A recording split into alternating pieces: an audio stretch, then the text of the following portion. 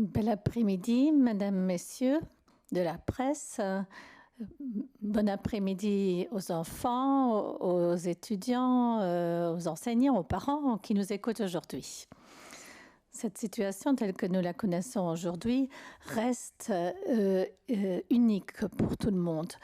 Du jour au lendemain, nous avons été obligés de prendre des décisions difficiles, de fermer les établissements scolaires dans le pays. D'un jour à l'autre, le système qui concernait beaucoup de personnes a été en mesure de faire en sorte d'assurer l'enseignement à partir de la maison. L'ensemble de la communauté scolaire, les enseignants, les élèves, les parents, tous ensemble, nous avons pris ce défi, accepté ce défi auquel il n'a pas été possible de se préparer. Donc, on a été ensemble créatifs, innovatifs, on a développé de nouvelles formes d'apprentissage, on s'est soutenus les uns les autres, on s'est dépassés en partie et on a appris les uns des autres pour savoir comment maîtriser cette situation au mieux. Nous nous sommes adaptés. Et dans les semaines qui suivront, on continuera dans cette direction. Aujourd'hui, je suis toujours particulièrement impressionnée par cet effort collectif. Et je ne le dis pas assez souvent. Merci à tous ceux qui, au jour le jour, ont fait preuve d'engagement spontané.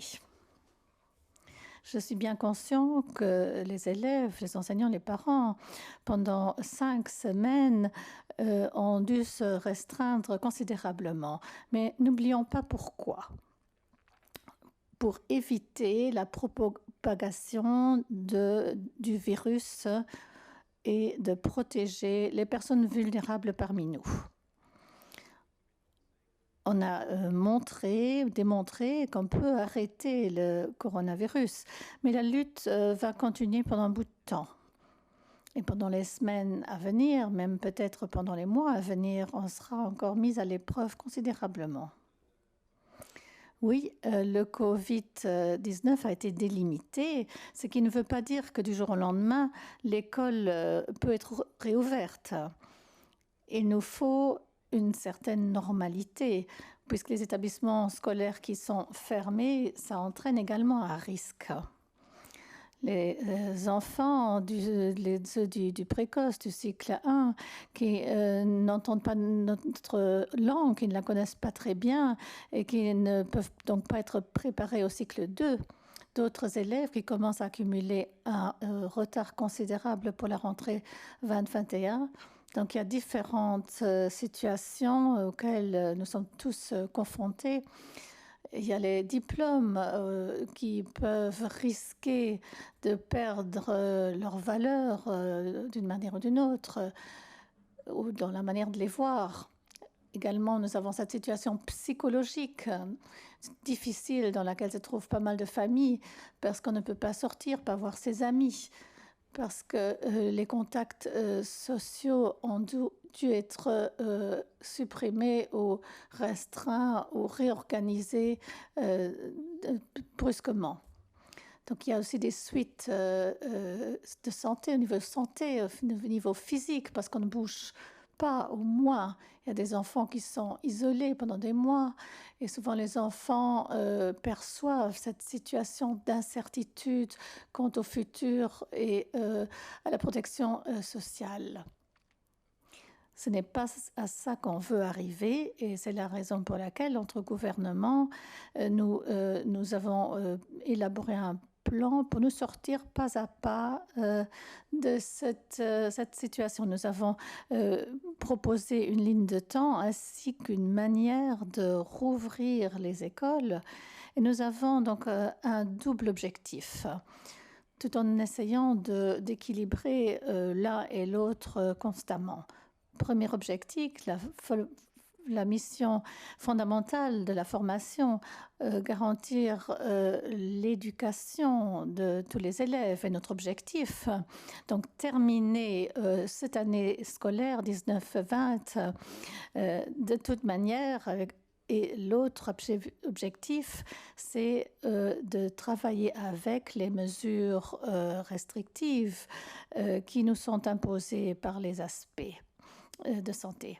Nous avons donc pondéré ces aspects, l'école, l'éducation d'une part et la santé de l'autre, tout en considérant la pensée permanente que le virus ne se répande pas de trop dans les établissements scolaires. Donc nous avons donc discuté pas mal de modèles différents, évalué pas mal de modèles. Nous avons regardé ce que font, ce qu'ont fait nos voisins, qui en ont discuté bien entendu aussi, quant à savoir comment arriver à un déconfinement progressif de l'éducation. Il y a deux approches très différentes. Dans l'une, on a l'impression que les intérêts économiques dominent parce qu'on met la priorité sur le fait d'ouvrir les crèches, les structures pour les jeunes enfants, le fondamental, le préscolaire, qu'ils ouvrent d'abord afin de permettre que la mère, le père aillent de nouveau au travail et que ses parents soutiennent leurs lois économiques, un aspect que l'on comprend. D'autre part, il y a les pays qui s'intéressent tout d'abord aux intérêts sanitaires et qui ont d'abord renvoyé ou renvoient d'abord les élèves plus âgés à l'école, puisque les élèves de l'enseignement secondaire se sont pliés plus facilement aux restrictions sanitaires que ceux du préscolaire de la première année, le premier cycle. Donc nous nous sommes intéressés au suivant. Donc nous avons suivi une ligne suivant les intérêts de la santé, tels que donc préconisés par l'Institut Robert Koch. Après l'ouverture des établissements, et je veux le souligner, on n'arrivera pas immédiatement à une normalisation. L'école fonctionnera toujours de manière bien différente qu'auparavant, bien différent du 13 mars, jour du dernier jour avant le confinement. Mais je pense que ça va être bien mieux que ce que nous avons dû vivre pendant les dernières semaines. Donc ce modèle que nous proposons ici, pour le mettre au point, nous avons regardé, passé en revue les performances de ce qu'on a vécu ces dernières semaines. Donc l'école, les cours, donc les devoirs qui ont été faits à la maison. Et par rapport à d'autres pays, on s'est décidé rapidement de se concentrer sur les contenus essentiels avant de terminer cette année scolaire et poser les fondements pour un bon démarrage de l'année scolaire 2021. On s'est concentré donc sur les mathématiques, les langues et les matières de spécialisation des différentes sections. Et d'autre part, nous voulons assurer une éducation de qualité tout en garantissant une protection optimale des élèves et des enseignants. Le modèle que nous avons donc choisi est le retour en alternance, basant sur l'idée de départager les classes en groupes d'apprentissage et d'études. Dans le groupe d'enseignement, donc école, il y a donc on voit de la matière, il y a des tests. Dans le groupe répétition, on reçoit des devoirs où on peut approfondir le contenu et faire de l'exercice pratique. Donc, suivant ce modèle, on départage la classe en deux. En alternance, les élèves viennent en classe auprès de l'enseignant, ils apprennent la matière et la deuxième semaine, ils pratiquent la matière, les contenus qu'ils ont reçus des enseignants. Quant à l'enseignant, il va donner le même cours pendant 2 semaines consécutives. L'élève étudie la matière pendant une semaine et pendant la deuxième semaine, il fait ses devoirs et ses exercices pratiques. Donc c'est pour ça qu'on coupe les classes en deux. Et depuis hier, la, la question qui se pose le plus auprès des élèves et avec qui je vais me retrouver, dans quel groupe. Je l'ai vécu moi-même quand je suis rentrée à la maison hier. Donc mes enfants ont ouvert leur chambre, leur porte de la chambre et ont dit « Mais qui va décider dans quel groupe on se retrouvera ?» Donc finalement, tout compte fait, c'est une question normale pour les élèves parce que les élèves sont impatients de pouvoir sortir et voir leurs copains et d'avoir donc des contacts sociaux normaux. De les voir donc en chair et en os et non seulement au téléphone ou par un autre moyen social. Il est évident que c'est le titulaire de la classe en fondamental et le régent dans l'enseignement secondaire qui décidera. Et je suis sûre que ces enseignants regarderont de faire en sorte de respecter les préférences des élèves pour autant que possible. Parce qu'on comprend que quand on retourne, on veut voir les personnes auxquelles on tient le plus. Le fait d'avoir coupé en deux les classes a un effet logique. Donc, on coupe en deux le nombre des élèves qui sortent par jour. Et après le 25 mai, si on ne devait pas couper en deux alors qu'on fonctionnait normalement, donc ce serait plus que 100 000 élèves. Et maintenant, avec le nouveau système, ce sera plus que 50 000 élèves qui sortent, qui fréquentent l'école en même temps en un jour. C'est une contribution importante pour réduire la propagation du virus Covid-19. En même temps, cela nous permet de faire en sorte que chaque élève aille à l'école de la même manière et profite d'un vrai apprentissage dans des conditions normales. Comme j'ai dit tout à l'heure, l'école ne va pas être la même qu'auparavant, qu'avant le confinement. Donc nous, pour arriver à un quotidien comme avant, ça demande également plus d'engagement de nouveau. Donc les services du ministère, les directions, les enseignants, les parents, les élèves doivent faire un effort considérable pour s'y adapter, puisque dans les écoles, on va être confronté à des mesures de sécurité substantielles afin d'assurer que les élèves et enseignants soient sûrs que leur santé est protégée et que tout soit fait pour limiter la propagation du virus. Première mesure de sécurité, ce que je vous ai déjà expliqué. Donc, on va couper en deux les classes, ce qui nous permet que la règle de la distanciation, qui est en vigueur partout dans la société, peut également être garantie dans la salle de classe.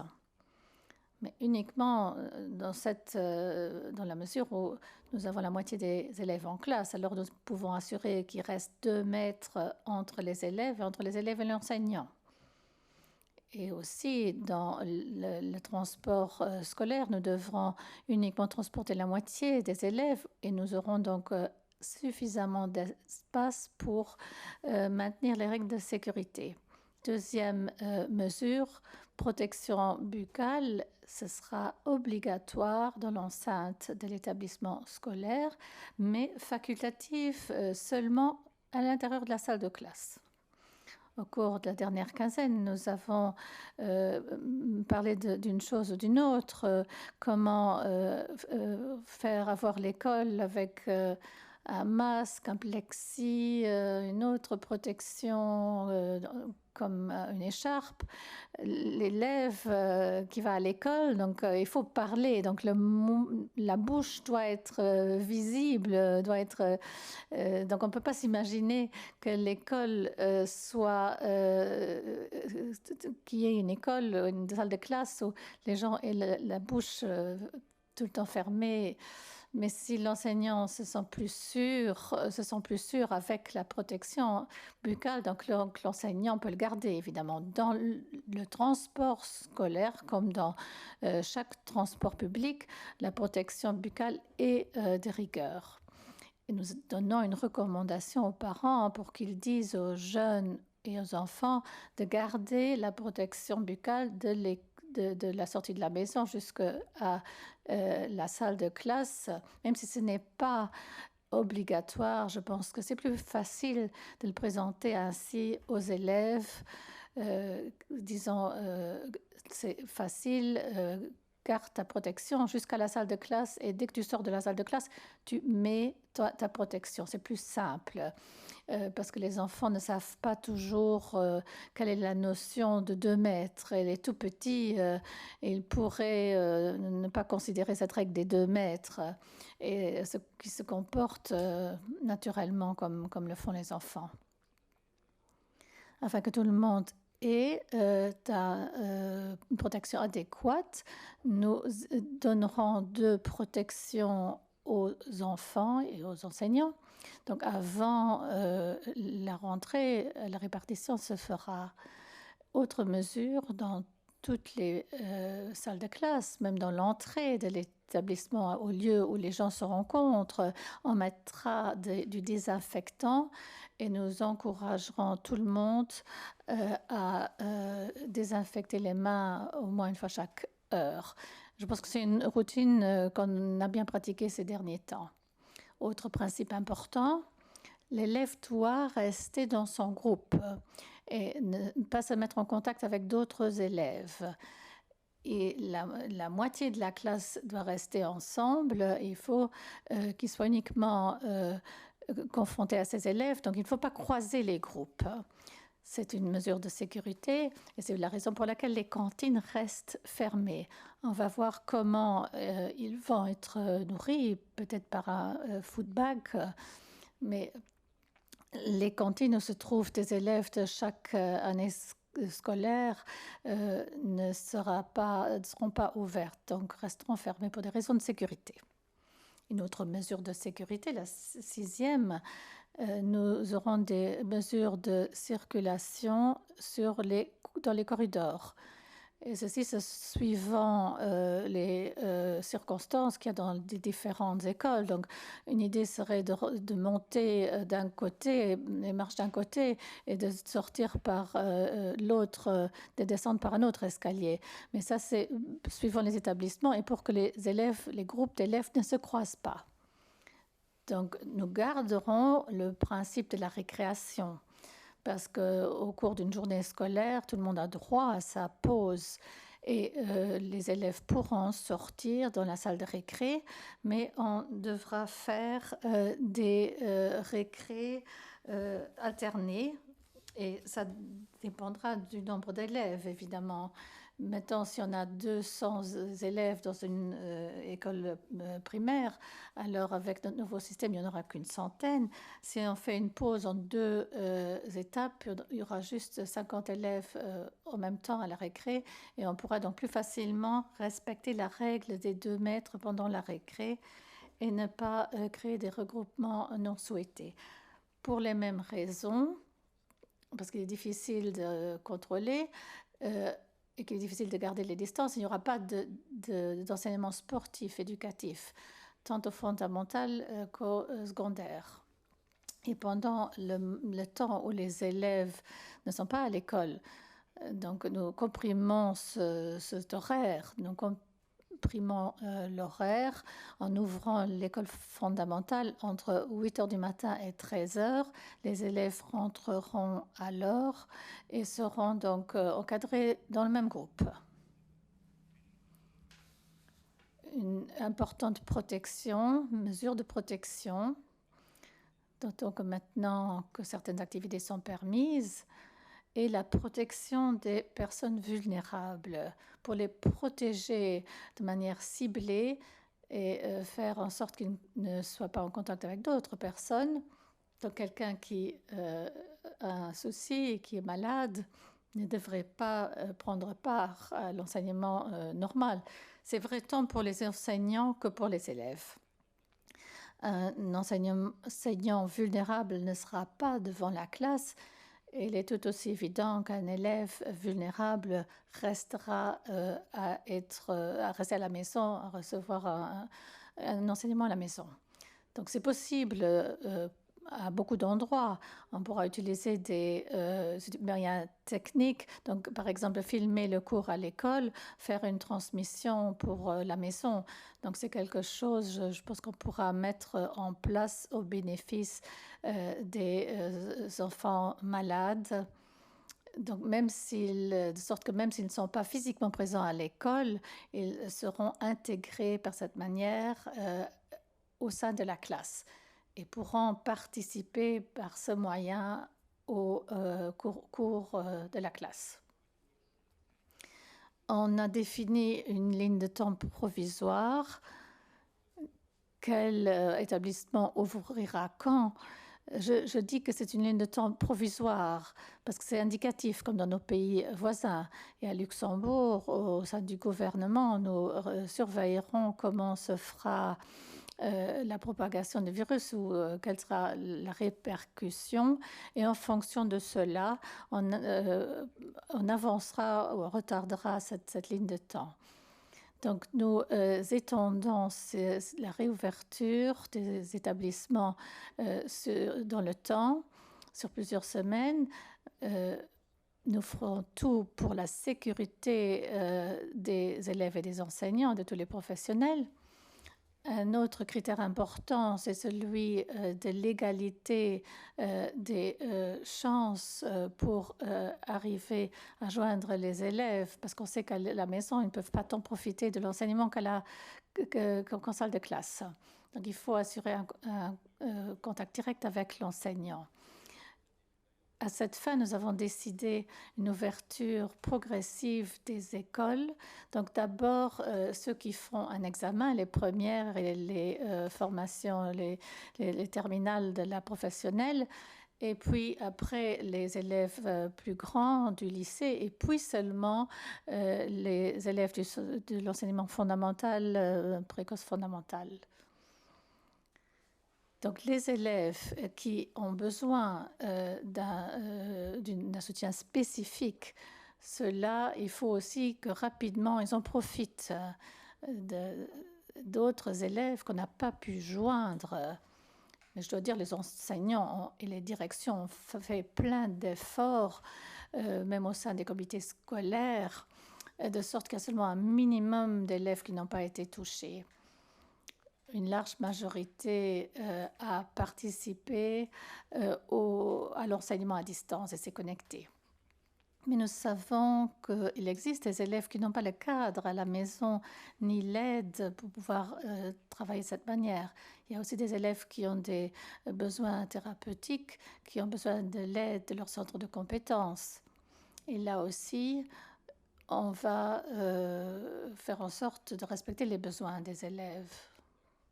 Les jeunes qui ont profité d'un service ambulatoire par l'Office national de l'enfance, pour eux aussi, il est important que cette structure soit activée et qu'il y aura une continuité de la prise en charge à partir du 20 avril, lundi prochain, que ce soit par un centre de compétences pour l'inclusion ou un groupe de soutien pour enfants, pour les CEPAS au lycée, ou un service qui est dirigé par l'ONE.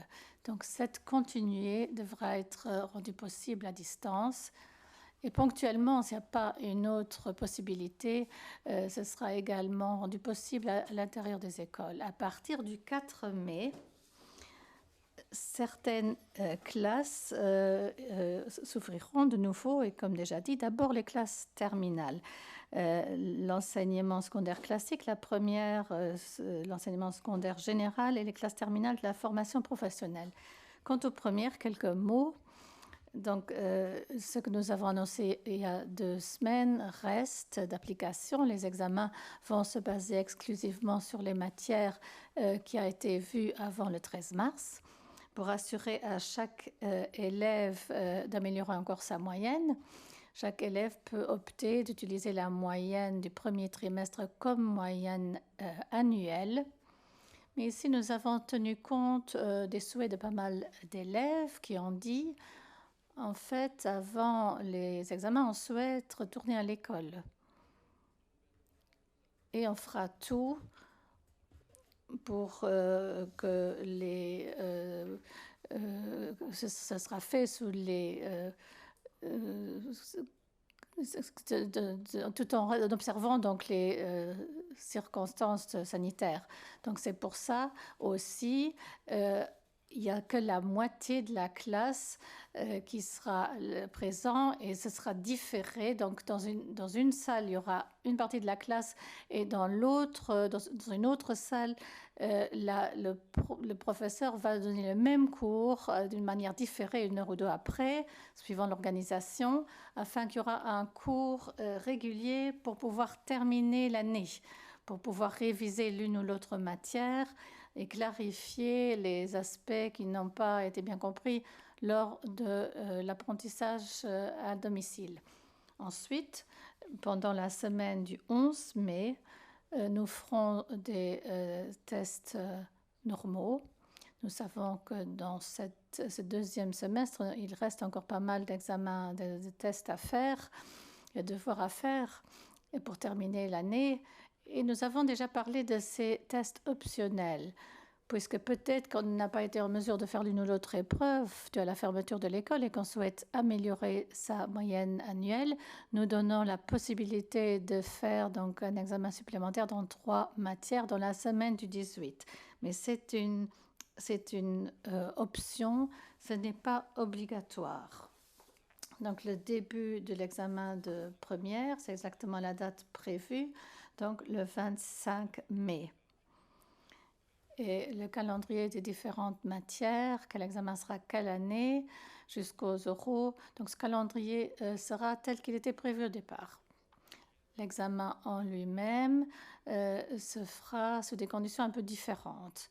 Il y aura des règles de distanciation.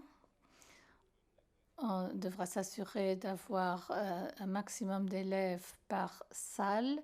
C'est pour ça que nous avons prié les écoles de mettre à disposition des pièces supplémentaires pour que ce ne soit pas seulement que dans la salle de fête ou dans le hall sportif de l'école. Donc ça peut être dans un autre local, par exemple salle des fêtes, salle culturelle. Ceci pour faire en sorte que nous ferons ces examens sous des conditions sanitaires garanties. Donc pour s'assurer que le virus n'aura pas l'occasion de se propager. Donc ceci, c'est aussi important pour les différents candidats. Nous voulons que tout le monde reste en bonne santé jusqu'au dernier jour des examens. Aujourd'hui, il y a certainement beaucoup de candidats des classes de première qui nous écoutent aujourd'hui. Il y a certainement plein de questions qui vous préoccupent. On y travaille et demain, nous vous ferons encore une communication en passant en revue les questions les plus fréquemment posées et qui nous sont déjà parvenues. Alors, vous aurez les réponses noir sur blanc parce qu'il y a des détails compliqués. Je reste optimiste pour arriver à notre objectif de donner une opportunité correcte aux élèves de réussir leur première, et ceci avec une bonne moyenne, tout en s'assurant que la valeur de l'examen de première aura la même valeur que celle des années précédentes. Je suis également optimiste pour les examens finaux des apprentissages, où à partir du 4 mai, les jeunes retournent à l'école. On utilisera le temps pour les préparer au projet final qui se limitera qu'au premier semestre. Donc, on ne peut pas les examiner sur les derniers mois. Donc, dans les différents secteurs, nous assurons également les distances. Par exemple, pour les coiffeurs, par exemple, ils travailleront sur des têtes synthétiques et pas sur des vraies personnes. Mais je pense que ça ne sera pas au détriment de la qualité de l'examen. Et donc, nous nous adaptons suivant les différents enseignements. Les autres apprentis reprendront l'école le 11 Mais, ensemble avec les cours secondaires, ceux qui ont le principe du concomitant pourront aller chez leur patron si la société est ouverte pour pouvoir continuer leur apprentissage. Si ce n'est pas le cas, alors les écoles regarderont avec d'autres infrastructures d'arriver à leur proposer un apprentissage. Donc, on a déjà dispensé les élèves des stages qu'ils ne peuvent pas rattraper, à l'exception des classes terminales.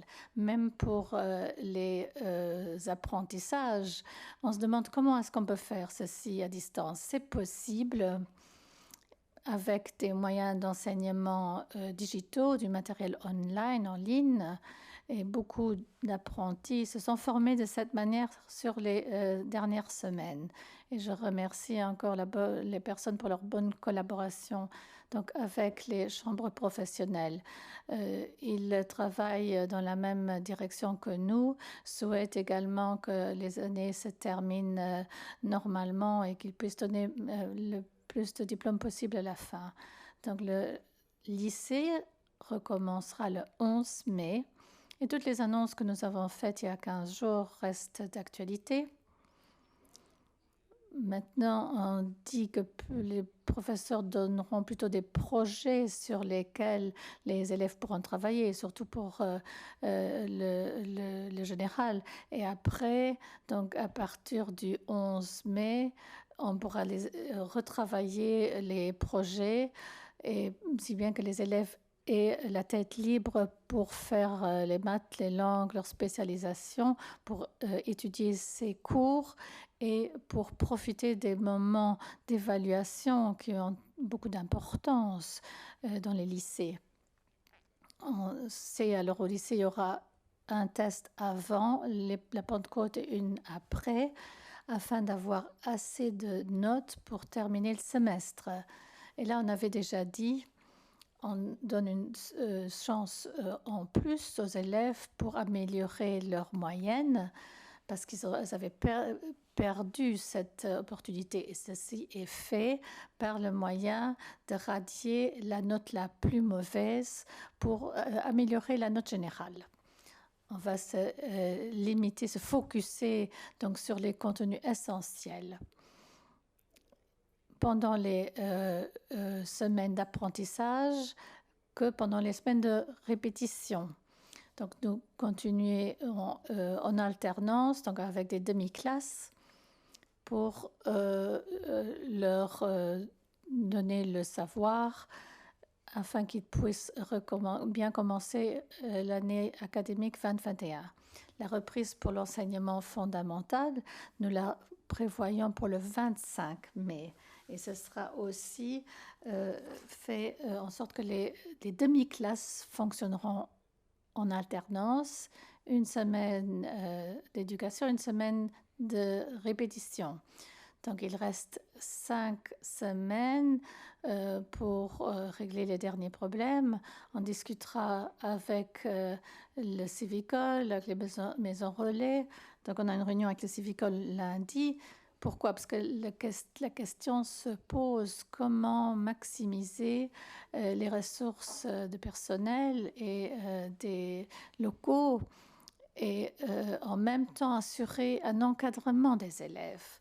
Parce qu'on sait que de plus en plus de papas et mamans vont retourner au travail et c'est un aspect qu'on doit organiser, si bien que les groupes ne se croisent pas trop souvent, que du matin au soir, qu'on soit dans une semaine de répétition ou d'éducation, qu'on ne se mélange pas à d'autres élèves que ceux du groupe. Parce que nous pensons que d'ici là, dans 5 semaines, la situation du Covid se sera améliorée, mais on ne pense pas à ce moment-là pouvoir écarter toutes ces mesures et retourner à la normale. Donc, on va se mettre à discuter avec les communes, les structures pour régler les derniers détails. Et nous vous présenterons le détail de ces solutions. Une chose est sûre, si on a besoin d'un encadrement, même après le fondamental, ceci sera assurer, même si on n'est pas inscrit à l'heure actuelle dans une maison relais. Donc par cette nouvelle situation, par ce nouveau rythme scolaire, un nouveau rythme professionnel par les élèves, par les parents, certains élèves vont devoir profiter des structures d'accueil. Et la question est comment créer suffisamment de capacités pour assurer ceci. Donc, également à cette date, le 25 mai, les crèches vont rouvrir parce que de plus en plus de parents, je l'espère, vont retourner au travail. Les crèches, le cycle 1 de l'école fondamentale sont encore dans une situation particulière. Vous avez entendu les restrictions, les mesures de sécurité qui sont imposées dans les classes. Donc ce sera particulièrement difficile pour les tout-petits de respecter les gestes barrières. D'une part, c'est important que ces structures soient également réactivées, pas seulement pour permettre aux parents d'aller au travail, mais aussi parce que les élèves apprennent beaucoup, par exemple, les langues de notre système éducatif, que les préparatifs sont faits pour le cycle 2. Donc, ce serait difficile à assurer s'il y avait une absence totale de scolarisation. Donc, on donnera des recommandations claires pour savoir quelles activités seront donc permis et lesquelles on laissera tomber. Un mot pour l'enseignement musical. Donc, les cours individuels commenceront quand les lycées recommenceront, donc le 11 mai. Dans les écoles de musique au conservatoire, les instruments pourront être utilisés, mais on devra renoncer à des cours collectifs. Ce serait trop dangereux qu'il y ait ce mélange d'élèves de différents âges et ceci, c'est contraire à l'idée d'avoir que des groupes homogènes et de limiter les croisements. Comme au fondamental et au secondaire, il y aura des adaptations des programmes et on fera en sorte qu'ils puissent terminer leur année correctement. Tout le monde connaît entre-temps notre site, les enseignants, les parents, beaucoup d'élèves, shaul.lu.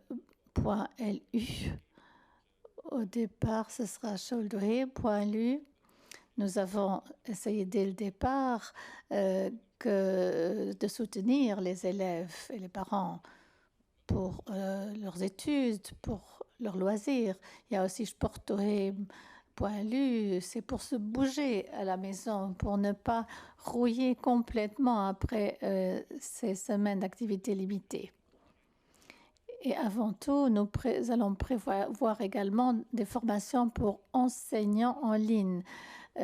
Ça connaît beaucoup de succès parce que des enseignants ont utilisé cette période pour se former.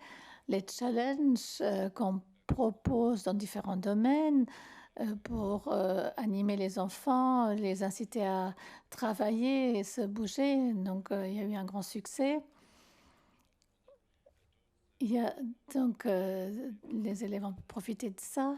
Nous allons donc mettre en ligne d'autres matériel. Il y a déjà des contenus. Et dans les semaines qui viennent, on va mettre encore pas mal de choses en ligne pour l'uni.lu. C'est du matériel qui est produit par les élèves qui font des études pédagogiques. Donc là, il y aura encore une extension d'un contenu qualitatif à partir de la semaine prochaine. Ceci parce que pour l'instant, on est dans une phase où on parle de reprise. Petit à petit, les écoles ouvriront. On a fait 3 semaines d'école à domicile. Et il y aura encore 5 semaines d'école à la maison. Donc, ce n'est pas fini encore. Il faut faire en sorte que tout le monde soit soutenu, les parents, les élèves, les enseignants, pour utiliser ce temps au mieux. rien n'est plus difficile pour un enfant et pour un jeune que de ne pas voir ses enfants, ne pas fréquenter ses amis. Donc il y a eu pas mal de messages que j'ai reçus d'élèves et ça m'a profondément émue. Il me montre que l'école n'est pas seulement un endroit où on étudie, c'est aussi un endroit de la vie sociale, d'être ensemble, de socialiser ensemble, de rigoler ensemble, vivre ensemble. Donc les écoles qui vont recommencer petit à petit, donc je suis sûre que rapidement il y aura des rires, il y aura de la joie dans les murs de la salle de classe, comme c'était toujours à l'école. Donc, on écrira l'histoire qui forgeront des caractères. Et je suis sûre que la vie retournera dans nos écoles et on se dirigera petit à petit en direction de la normalité et on aura ensemble, on maîtrisera la situation tout comme nous l'avons fait ces dernières semaines. Merci, Monsieur le Ministre. Je commence par les questions des différentes rédactions. Deux premières questions de la part d'RTL. Première question. Pour les parents, comment ça se passe si les élèves vont à l'école une semaine en alternance et que les parents doivent travailler? Il y a des différentes réponses jusqu'au moment où les structures d'encadrement fonctionneront à pleine capacité. On va devoir profiter du congé pour raison familiale si on n'a pas d'autres possibilités pour garder ses enfants.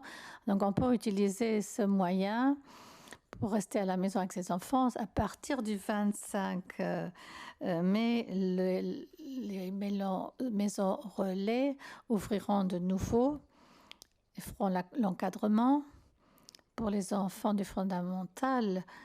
Si nous disons il y a une semaine éducative, une semaine de pratique, d'exercice, de répétition, et si on travaille, on peut également mettre les enfants dans la maison relais, mais on doit alors d'abord voir comment on mettra du personnel éducatif à disposition. Ce sera plutôt l'exception que la règle, mais les gens qui n'ont pas d'autres possibilités, on va les aider. Deuxième question. Que se passera si un élève est infecté dans un établissement? Est-ce que vous fermerez le tout? Donc, nous sommes partis d'une logique disant que le virus est peu propagé dans le pays. La logique maintenant est que quand à l'école on est testé positivement, c'est la même chose que dans une entreprise, que dans une famille. Immédiatement, l'environnement immédiat est testé aussi. Donc, ce n'est pas que toute l'école est mise en quarantaine, ni toute la classe, mais chaque élève, chaque enseignant sera testé également. Et s'il y a des cas positifs, on recourra à l'isolement et on testera également l'environnement direct de ces personnes-là. Prochaine question du Luxembourg-Galant. Sur quel modèle de calcul et de modèle se repose le déconfinement du gouvernement? Et est-ce que ces éléments tels qu'ils sont présentés maintenant, est-ce qu'ils peuvent être contrôlés? Et ceci dépasse ma compétence. Je ne suis pas compétent en tant que ministre de l'Éducation de faire des modèles de calcul sur la propagation du virus. C'est sûr qu'on a pris l'avis de différentes personnes. Il y a des personnes compétentes au ministère de la Santé.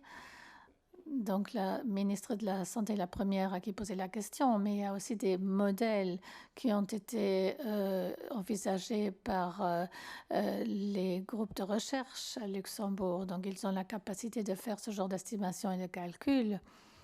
Et bien sûr, on s'est basé pour prendre ces décisions, et non seulement les décisions de l'ouverture de l'école, mais on a pris de conseils, on a tenu compte de l'évolution du virus. Donc il y a eu un pic et depuis les nouvelles infections sont en diminution.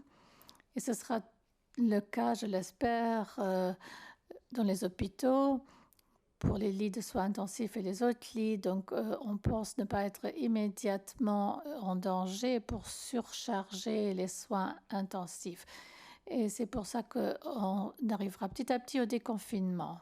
Ceci n'est pas une loi, ni le déconfinement des écoles, ni les autres. Tout ça va être suivi et le gouvernement pourra à tout moment accélérer la procédure ou la ralentir. Le gouvernement pourra également revenir sur notre décision, même si nous ne le voulons pas. Ce que je sais en tant que ministre de la Recherche, tout le déconfinement est accompagné par une stratégie de test plus intensif que ce ne l'était maintenant. Jusqu'à présent, on a testé les personnes qui ont les symptômes pour voir si oui ou non ils avaient le virus.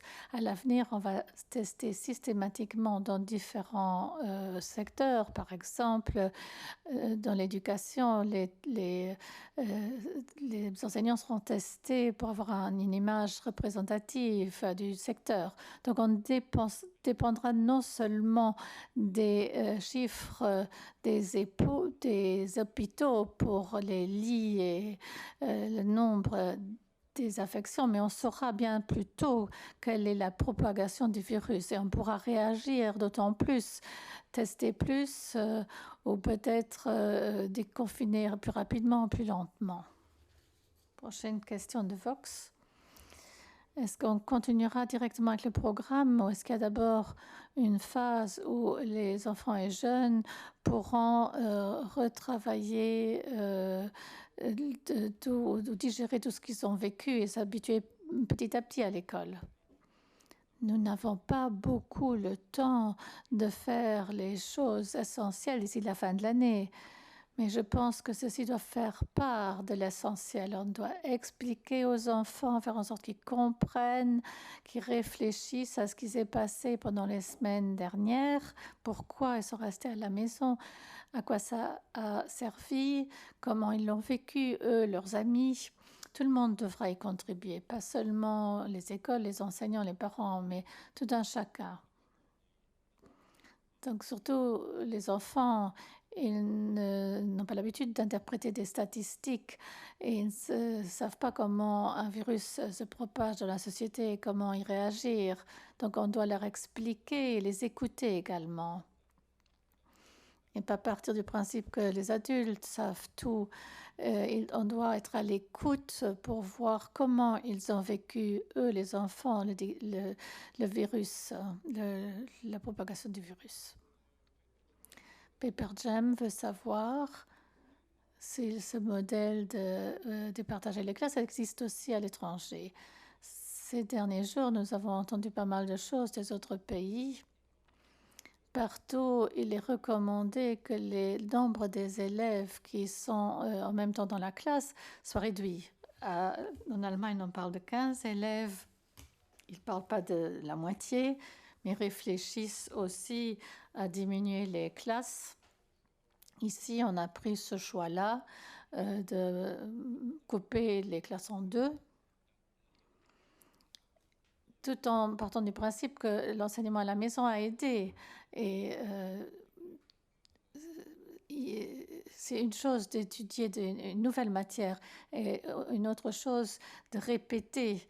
Donc, si nous combinons la présence à l'école avec l'enseignant, plus les répétitions à la maison, c'est prometteur pour que les contenus soient assimilés d'ici la fin de l'année scolaire. Donc, les grandes vacances commenceront comme d'habitude.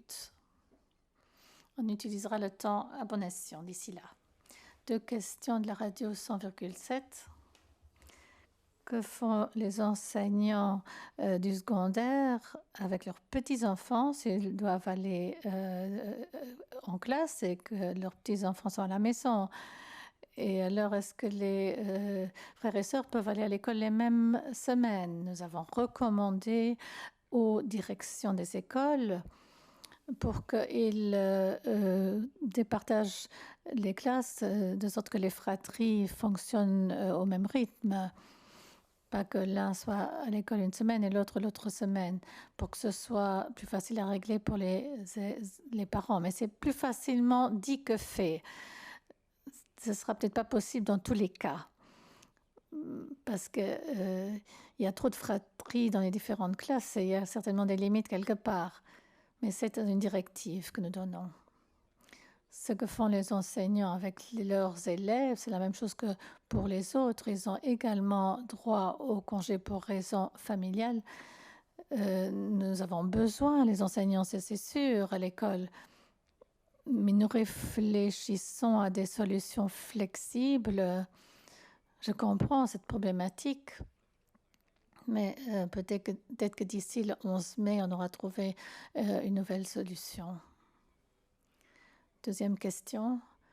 Quand est-ce que les associations sportives, les écoles de danse pourront de nouveau démarrer? Est-ce que c'est en parallèle à l'ouverture, avec l'ouverture des classes? Donc, j'étais déjà ministre de la Santé, maintenant je vais être ministre des Sports. Je pense qu'avant l'été, ça ne sera pas réaliste, mais demandons au ministre Dan Kersh. Donc, basé sur cette réorganisation, vous savez, ça pourrait être un danger. Vous pensez, s'il y a autant d'élèves dans une classe, il y en a qui peuvent se balader sur un terrain de foot en même nombre. Mais la différence, c'est qu'ici, on essaie d'avoir les groupes ensemble, de les isoler et qui ne se mélangent pas à d'autres classes ni aux élèves d'autres années. C'est pour ça que nous différons les récrés, nous fermons les cantines, etc. On fermera aussi encore les plaines de jeux pendant un certain temps, parce que là aussi, il y a un mélange d'écoles, de différents élèves. Imaginons si un enfant aurait le Covid et le redistribuerait dans les différentes écoles, ce serait pas opportun. Et la même chose pour les scouts, pour les associations sportives. C'est pour ça que nous avons dit que les écoles de musique ouvrent uniquement pour des cours individuels où un seul élève utilise son instrument. Et il n'y a pas de cours collectif. Ce qui prime, c'est la réflexion que nous devons contenir le virus. Il faut évidemment expliquer ceci aux enfants. Autre question du Luxembourg-Galant. Vous dites, après un certain temps, il y aura une réévaluation de la réouverture. Qui fait cette évaluation? Est-ce que ça va être annoncé publiquement pour que le public pourra faire une vérification critique? Ce qui nous a guidés jusqu'à présent, ce sont les chiffres qui sont publiés tous les jours. Combien de nouvelles infections? Quelle est la situation en soins intensifs?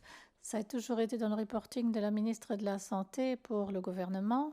J'ai dit, ça, c'est un des critères. S'y ajoutent d'autres informations que nous récolterons par le testing systématique. Et dans quelle mesure ce sera public, je consulterai la ministre de la Santé.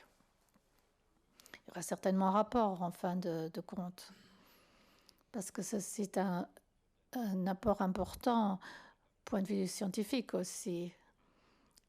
Et ça tombe sur les compétences de la recherche également. Prochaine question du Tageblatt. Est-ce que le ministère va donner des directives aux écoles pour le cas comment l'enseignant doit procéder quand un élève présente des symptômes?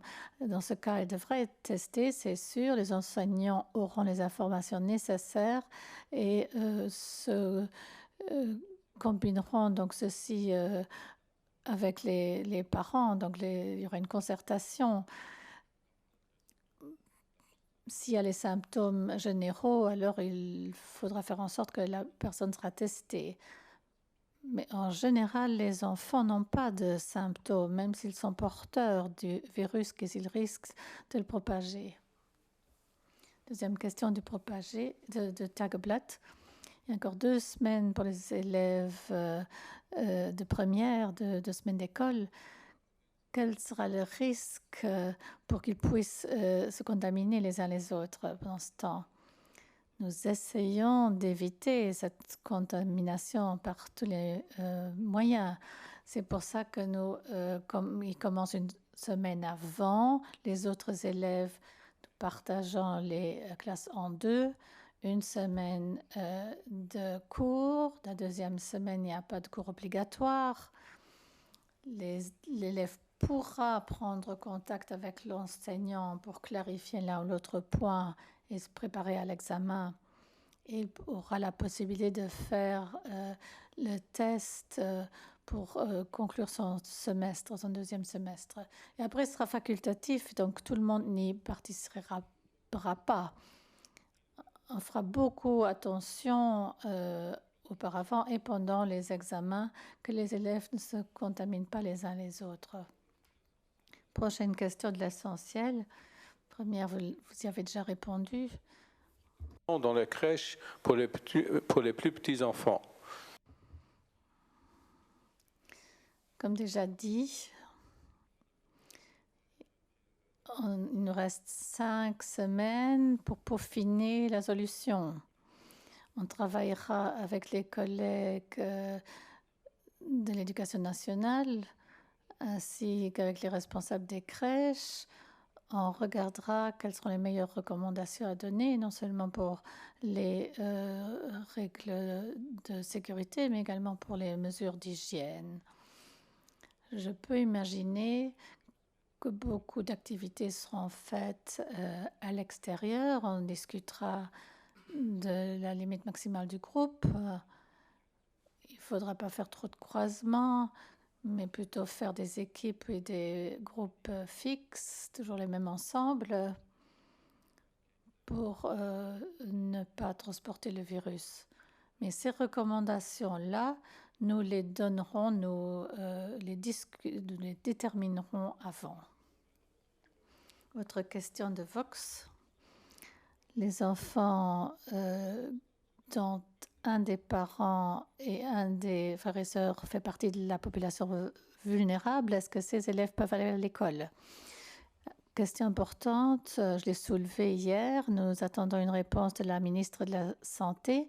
C'est une question qui ne relève pas seulement de l'éducation, mais également de la santé.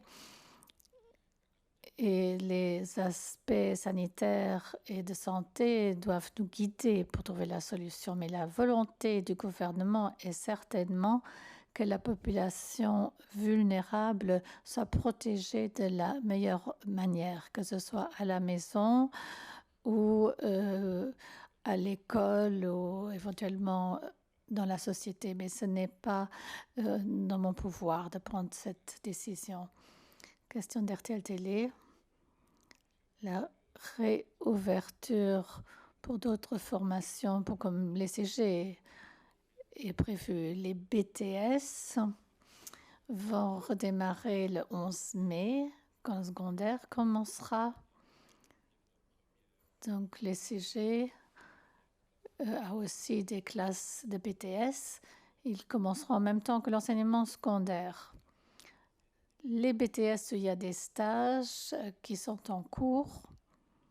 Les stages commenceront le 4 mai. Deuxième question. Quelles alternatives concrètes sont proposées aux élèves si les cantines restent fermées? Dans les lycées, on va voir si on peut faire un paquet, un food back à l'élève qui le souhaite. Il y a peut-être des élèves qui veulent prendre leur déjeuner de la maison. Donc, on prendra des commandes à ce moment-là pour ne pas faire trop de commandes comment dire trop. On travaillera en tenant compte de l'expérience de Restopolis, en tenant compte de la variation, du goût, des valeurs nutritives. C'est une discussion que nous aurons ensemble avec les communes, parce qu'eux sont responsables des maisons relais. On trouvera une voie, même si le régime sera un peu différent. Fondamental, c'est juste, il y a juste classe jusqu'à 1 heure. Dernière question, est-ce qu'il y aura plus de bus pour assurer la distance dans les transports? François Bauch et moi-même, nous nous sommes donné rendez-vous pour discuter ces points-là avec nos services. Tout d'abord, pour le transport scolaire dans les lycées. Donc, c'est le ministre du Transport qui est responsable, mais nous n'avons que la moitié des élèves à transporter. Donc, il restera bien entendu plus de place dans les bus. Donc, cette situation avec beaucoup d'élèves dans les bus n'est plus le cas, mais peut-être que la moitié, ça ne suffira pas. Mais on en discutera avec les personnes compétentes. Je veux encore dire, il y a toujours la règle des 2 mètres sans masque, et nous avons une obligation du masque pendant les transports. Mais c'est évident qu'on ne va pas faire circuler des bus surchargés. Et il serait avantageux si on ne faisait pas trop de ramassage scolaire auprès de différentes écoles, avec différents élèves, pour ne pas trop croiser les groupes. Donc, ça sera évité tant que possible. Au nom de mes collègues, merci. Merci également. Merci aux journalistes, merci à toutes les personnes à l'extérieur. Il y a certainement des questions auxquelles on n'a pas répondu aujourd'hui, mais qui seront abordées en temps utile. Merci.